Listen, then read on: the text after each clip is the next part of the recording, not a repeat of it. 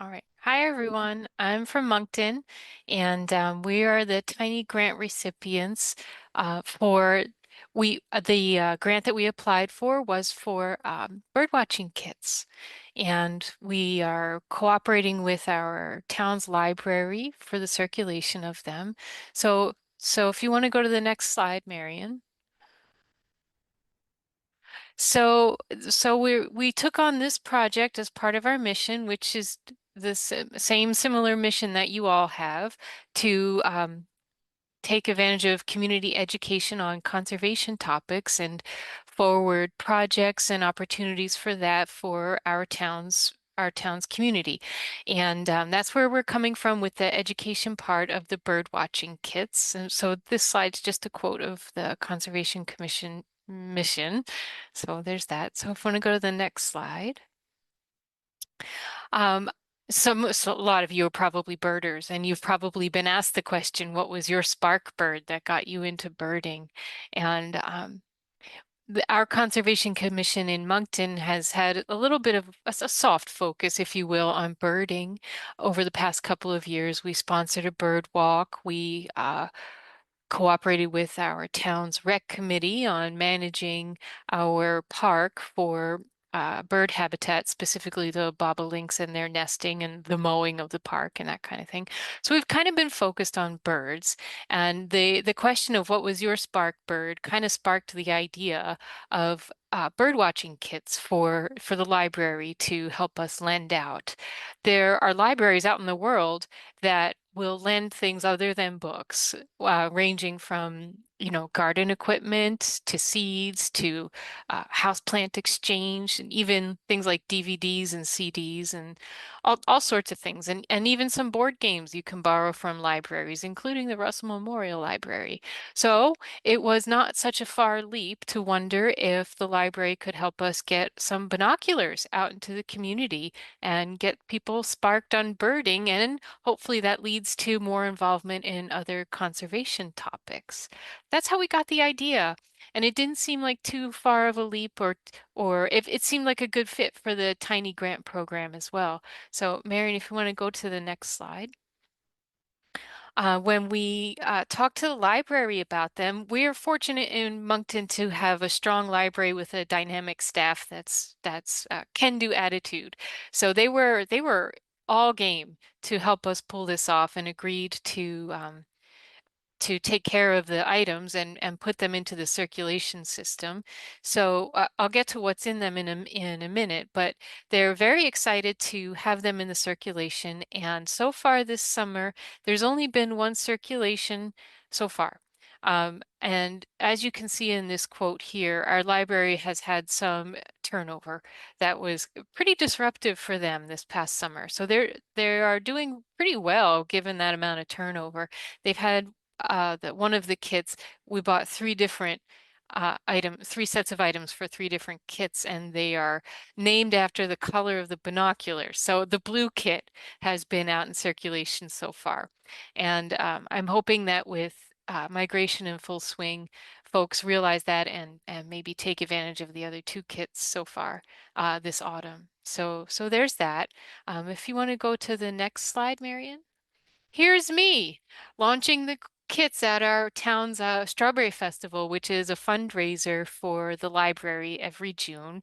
And yes, I have a Moncton sweatshirt. We have a dynamic little town here. And our the Parent Teacher Association for the school has fundraisers, and they do things like hats and shirts and whatnot. So I thought it was appropriate to wear my Moncton sweatshirt that day. And these are the kits, so the backpacks, and the items in the kits are in each of the backpacks. Um, we chose the backpacks because it keeps everything for the kit together and gives the borrower room for a snack or their lunch or water bottle or whatever else they want to fit in there. They're normal size backpacks. And within the backpack is each a set of binoculars, little ones, $99 binoculars from a company called Knox, N-O-C-S, and they're pretty good binoculars. They're 10 by and they're pretty lightweight, and I might buy a pair for myself, honestly. Um, There's also a bird guide book and a few laminated fold-out pamphlets with bird pictures in them for even faster bird identification. And there is an adapter for your iPhone, for your smartphone, to take a picture of your bird through the binoculars. I think that's pretty cool. So that's also from that company Knox. So that it facilitates sharing your sightings with friends and family and posting to things like eBird or Merlin, and you can get involved with those sorts of groups. So that's what we did. Uh, that's how we launched them, and they're out in the world. And I think that's my last slide, Marion, right? Yes, there we go. There's my migration art picture. That's so great, Sue. Thank you so much for the quick presentation. And I know we were really excited to hear about how Moncton is doing with the lending of the binocular and birding kits, and really excited to hear that there's so much interest from the community in the library. I failed to say this at the top, but if folks have questions as we go through the presentations, feel free to put them in the chat. And would love to kind of read them out to Sue and Jamie and Mark as we work through. I know I have a question for as folks are seeing and thinking about things they might want to ask. Would love to hear, Sue, for you to expand a little bit on sort of the relationship with the library and how you all are facilitating lending out those kits and sort of what that's looked like in their community. I know a lot of folks, a lot of communities have fantastic libraries, but if they maybe haven't had as close of a relationship with their library, how might a conservation commission go out and start to cultivate that? Sure, sure. We are fortunate in Moncton. We have a dynamic and game library staff. Also, our library is right there in our town offices building, our town hall building. So they're pretty accessible. And if you're around the town hall, you can actually usually hear them talking. So it's easy to just pop in and say hi and introduce yourself. And our library is focused on community development opportunities, not just lending books.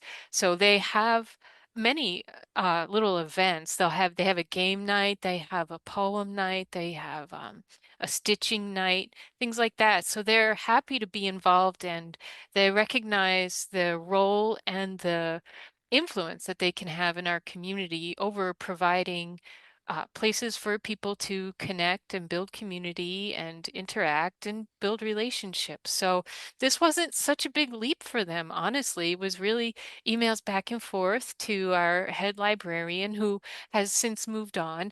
And we have a new head librarian, Catherine, who is game to fill Lisa's shoes and is only just getting started, but I'm sure that she's going to fill Lisa's shoes and some.